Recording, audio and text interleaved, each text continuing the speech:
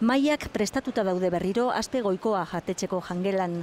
Terraza zentokian karpa handi bat jarri dute eta toldopean egingo dituzte aurrerantzeko ospakizunak. Gaur, enpresa bateko 60 langilentzat daude maiak atonduta. Gu kapazitute bagauzen moteko, haurek ez zela beste toki betera. Gutzako hori importantea da. Ikaratuta oraindik, baina animatuta daude jatetxeko beharginak eta ugazabak. Morala oine gero eta hobeto. Lehenengo gunean guztiz jota, beste batzuk ondiren ni baino bastante gogorra hor morala asuntuan, da orduen haurek asko lagundu hostie. Arotzak, argiketariak, igeltzeroak kuadrilla handia dabil konpontze lanetan murgilduta. Ezkontza bat eta jaunartze bat daude bihar, beste 4 jaunartze iganderako.